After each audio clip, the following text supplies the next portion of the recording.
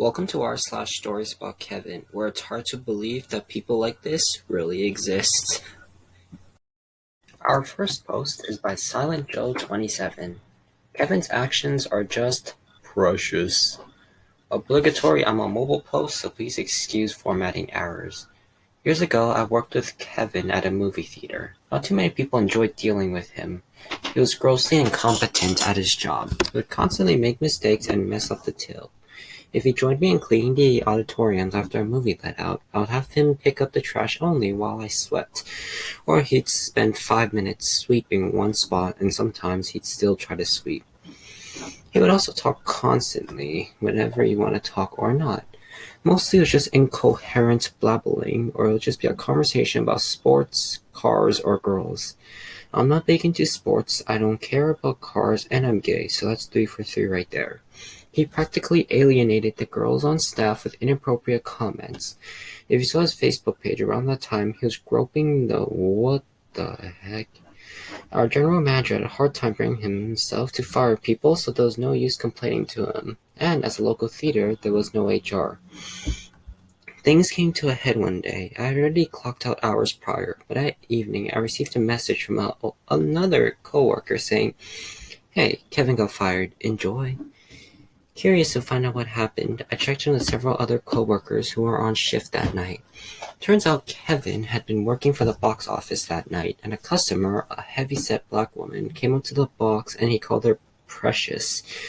Please note this is about a year or two after the movie Precious has come out, in which the character is a very overweight black girl, so she immediately started crying. After a talk with the manager on duty that night, he fired Kevin on the spot. The entire staff, meanwhile, felt bad for the customer. Even some of the most apathetic ones told her if she wanted to kick his ass, they'd pretend they had not seen it. The next day, I was walking to my work when I encountered said manager, who was also on his way in. I couldn't help myself. I had to say, "So, Precious, huh?" He just groaned and replied, "Oh God, yeah, he went too last night. I felt bad for that lady, though. I thought she was gonna deck him." When we got to the theater, I'll give you 3 guesses as to who tried to show up and come to work like nothing had happened. The manager spent a few minutes yelling at him to get out. To this day, I've never seen anyone that oblivious. Jeez, what the hell? What did I just read? Oh my God. Holy, this is so messed up. Well, at least I'm glad that Kevin is fired, at least. Our next post is to Kevin for school. My uncle is the dumbest man alive. How Kevin almost destroyed the house. I, a 19-year-old male, am a totally normal guy, and my dad, a 41-year-old male, is a totally normal guy like me. His parents, completely normal, so it stands to reason that in a family of totally normal, reasonably mentally healthy people, there will not be a Kevin among us. Well, my dad's brother, 32-year-old male, is the imposter.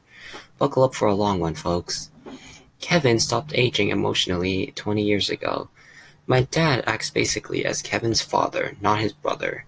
Kevin is at a level of stupid that is hard to comprehend.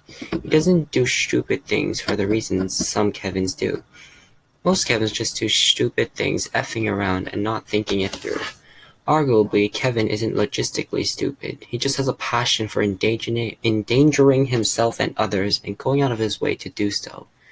Kevin is capable of planning, but always planning the dumbest stunts imaginable. Case in point, it was a family vacation to Mexico. I was 9 and he was 22. Kevin was back from college. Somehow he got into college and we were going to Mexico as a family. Instead of a fun time, we were greeted at the airport with the Kevin Comedy Show. We never got to Mexico. Upon getting on our connected flight in Los Angeles, all hell broke loose. Kevin decided he didn't want to go to Mexico after all. He pissed on my dad's passport and claimed he couldn't help it. He went out of his way to do so. How do you... What? Then he, in a stroke of remarkable Kevinness, remarked that we could just make a new passport. Another hilarious Kevin extravaganza began when Kevin went meathead for a week, eating nothing but meat, claiming it was the opposite of being vegan because he liked plants more than animals. One time my dad was making baked potatoes and Kevin stuck a hockey puck in the oven next to the potatoes. Kevin really hates my mom. Kevin threw a hoe at my dad while digging in the backyard and yelled, "Hey, Opie's dad, look, it's your wife." What the hell? Why would you throw that? Why would you throw that at someone? Kevin also tried taking up painting for a while. Imagine if Bob Ross did meth. Kevin snuck a toy under the tree last Christmas and left it there for my mom. Signed for my dad with the note, "This should help you feel more than I can provide." Kevin thought it was hilarious. He would have thought it was a lot less hilarious if I had not been there to hold my dad back from punching Kevin's face in front of the whole family. Kevin egged his ex-girlfriend's house with fetal eggs. If you don't know what that is, it's a fertilized egg with part of the bird inside that you can get at Asian markets. Kevin tried to get a stoplight to turn green by getting out of the car, shaking the streetlight by its pole. Spoiler alert, it didn't move, and getting back in. Kevin planned to storm the capital of Moldova and take over the country. What? Why there? Kevin berated his teacher for teaching history the wrong way when she said the Ottoman Empire didn't have tanks. "Clearly they did," insisted the Einstein, "because you can't be an empire and not have tanks." I can think of a few off the top of my head. Kevin apparently learned this from Warhammer 40k. Oh, if you need a visual idea of Kevin, just imagine a fat Logan Paul. Somehow Kevin is fat and muscular at the same time just to troll biology. Honestly, he kind of looks like a troll face. This becomes important as he tried to become the male star and got rejected and then blamed my granddad, his dad, and called him a loser. Kevin almost feels like a game of BitLife. But the moment you're here for is Kevin almost destroying the house. This happened last year. Kevin decided he was going to make mustard at home. Kevin enjoyed DIY projects, surprisingly okay. Dude did make one decent table, but most disastrous. What? If Kevin didn't think the Ottomans had tanks and had paid attention in class, he'd know the weapon of destruction in World War I. Mustard gas. No. You can probably see where this is going. Kevin's idea of mustard was not the simple fermentation you would expect. Here's how you make mustard the Kevin way. Take one enormous plastic storage vat, fill it with $200 worth of mustard seeds, pour a ton of white wine into it, add $50 worth of asalfoetida, I did not pronounce that correctly, and an extremely potent Indian spice, and leave it in the attic for 6 months. Kevin forgot the self-contained vat until it reached 100 degrees Fahrenheit or 38 degrees Celsius in the summer sun in the un-air-conditioned attic. It ruptured, spilling Kevin's makeshift mustard down the attic through the attic door onto his bedroom floor and into every porous surface. Holy. Oh, you thought that was all? No way. That was only the start. Adding to the disaster is the fact that the mess sat roasting in the sun for a week. Nobody knows the source of the scent because remember, Kevin's room was totally unused and so is the attic. Kevin does not live at home. We simply assumed there was nothing in his room to cause a smell since nobody had been in there for 6 months. By the time the smell was unmistakably coming from in there, the leaked mess of mustard had irreparably destroyed his room, leaving the walls reeking and the floor stained. What is wrong with him? But that's not all. The cut-rate rocket scientist Kevin had another secret ingredient: crime. He had an apparatus rigged up in his room that would pour lighter fluid all up and burn up his stash of marijuana if anyone came in and didn't deactivate the machine. Now, for a Kevin, that's actually really smart. Although it's not really that hard. But don't do it. It's not safe. We first learned of this while cleaning up when we entered his room, and 30 seconds later noticed a flaming pickles box of weed leaking lighter fluid soon lit up the room, requiring 2 fire extinguishers. Kevin's stupidity doesn't stop there, though. We called him to demand answers, at which point he called me an effing whoa, and my mom a Yeah, that was the time I tried putting up a poster in the house. Well, that's Kevin's fault. That's 10% of his chaos. No, I'm not gonna read. I don't like swear words. Anyways, jeez. Oh my.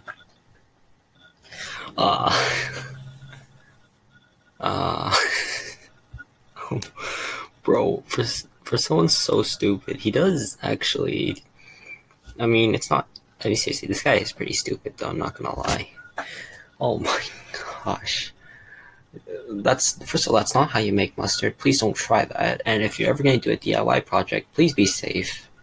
Please make sure you do everything safely, because yeah, don't be like this Kevin. I don't really like it. Our next post is by Rapunzel Lookskin A. Kevina knows she's right, guys. I went to high school with a girl that was an odd Kevina, the kind that somehow aces school, yet can't seem to comprehend the world around them. And I know someone like that.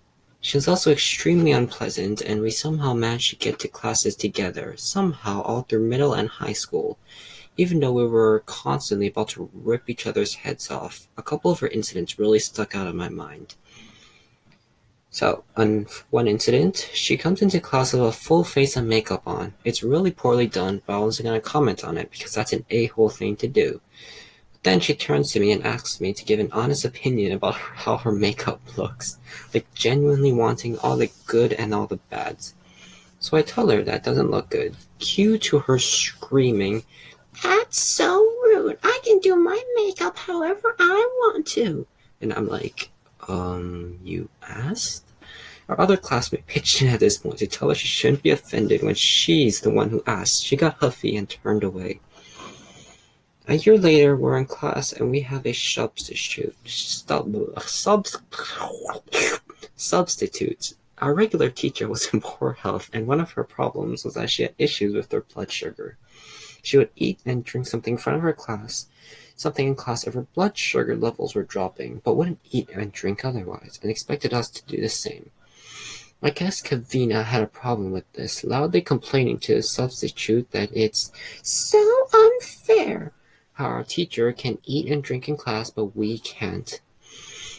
At this point, the girl had been loudly B-wording the entire class time, and I'm sick of her garbage, so I'm like, hey, you know she has issues with her blood sugar, so she has to eat sometimes, right?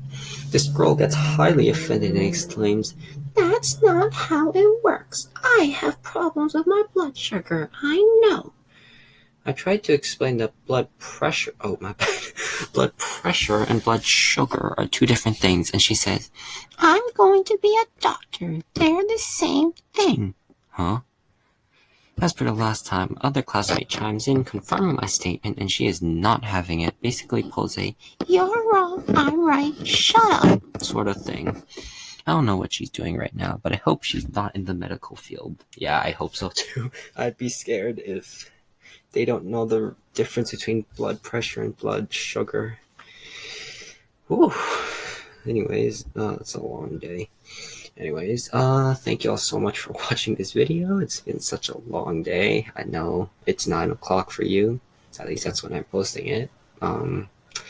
Anyways, thank you all so much for watching this video. Tell me what you think down in the comments.